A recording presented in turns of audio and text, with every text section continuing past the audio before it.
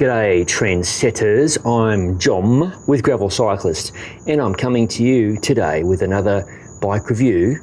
This time around it's the Ritte Satyr or Satyr or however the hell you bloody pronounce it.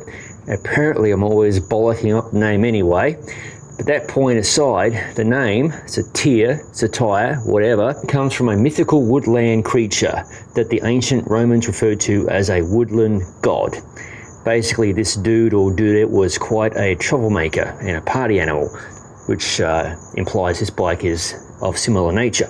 If you're a regular to the Gravel Cyclist website or YouTube channel, you'll already have seen my unboxing and features video of the Ritte Satyr. For those who haven't, sit down, take a seat, relax as I go through the features of this lovely bike. First up, this bike is a steel gravel bike. You don't see too many of those nowadays. In fact, this is only the second steel gravel bike I have reviewed personally. There have been 3 reviewed in total on the Gravel Cyclist website. That point aside, this bike was designed by legendary bicycle designer Tom Kellogg. Now, if that name doesn't ring a bell, he's been designing bikes for a very long time, harkening back to the late 80s and early 90s and probably even earlier. I should do my research really. But I always lusted after his titanium bikes that he produced for a certain company known as Merlin, back in the day, so to speak. In fact, a lot of his earlier bikes featured press-fit bottom brackets way before it was even a thing. Now, some folks hate the idea of a press-fit bottom bracket, but it shows you that Mr. Kellogg was innovative. He was always thinking. The steel tubing at the heart of the Ritte, whose name I'm not going to mention anymore, is 725 by Reynolds.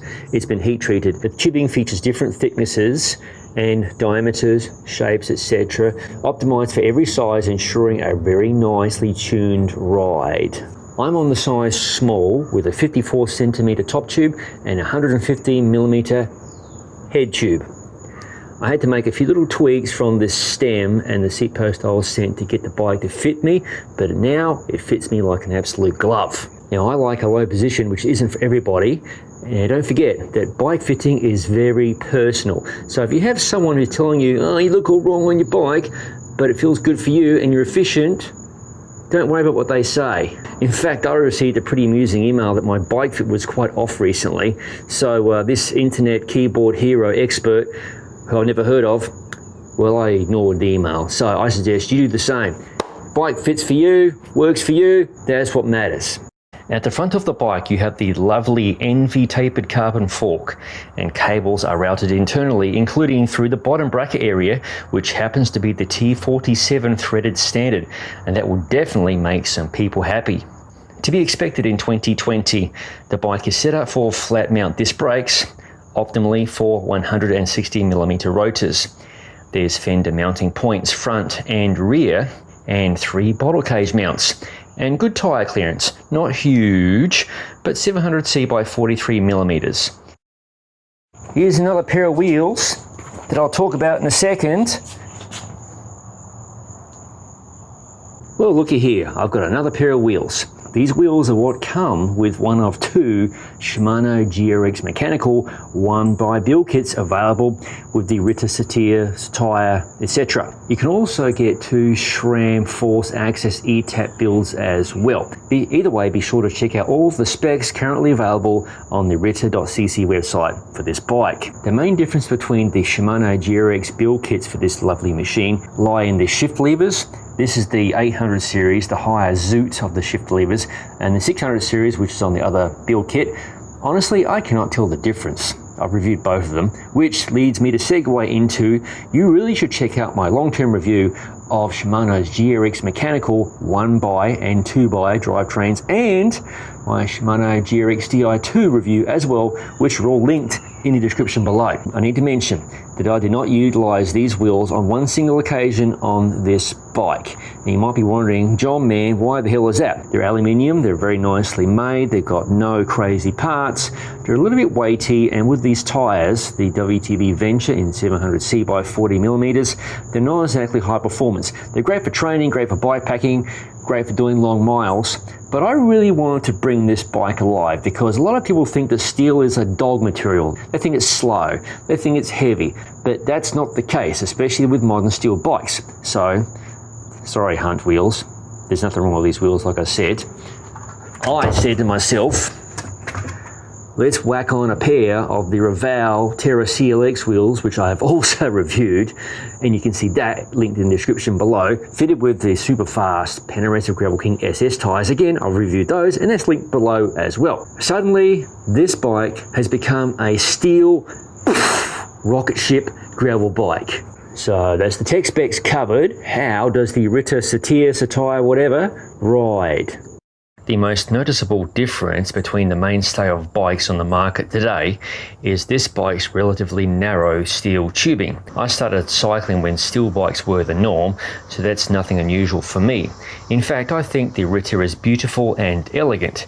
Steel frames have always ridden nicely, particularly on pavement, so it's no surprise the Ritte rolls beautifully on the gravelly roads less travelled. Please bear in mind that tyre pressure is the biggest factor to a gravel bike's comfort factor, so be sure to dial that in. Check out my recommended tyre pressure chart, linked in the description below. I really like the geometry of this bike. Short head tube, a top tube that is sized just as I like it, meant this bike was very racy. The fork was cut pretty short when I received the review sample, so a more upright position may work for you, but this bike really flies. It is proof that steel can be light, fast, nimble and capable, and shouldn't always be laden down with gear or heavy wheels. Admittedly, the wheels I ran on this bike attributed a good amount to the bike's performance. Unfortunately, I didn't have the opportunity for serious climbing or descending on the Ritte, but out of the saddle, the bike springs forward in the manner you'd expect of a carbon bike. Ritte used some tricks to stiffen up the rear end, like the little shelf behind the bottom bracket, which caters to the excellent T47 threaded standard. The one negative to stiffening the bottom bracket end of the bike in this manner is the potential for mud clogging. Mud and crud will climb onto this shelf, and because tyre clearance is just 700C by 43mm, you'll need to be aware of your surroundings. The Ritte is relatively quick handling. Factors such as head angle and fork offset vary across the range of sizes. I found the size small bike to be akin to a well-behaved road bike, but with bigger tyre clearance. Coming from a road bike background many years ago, this pleased me greatly. The Ritte definitely feels performance-oriented and rails the corners nicely, which jives well with its playful nature. It's a bike you can easily chuck around the place, but it isn't twitchy like a race-oriented cross bike.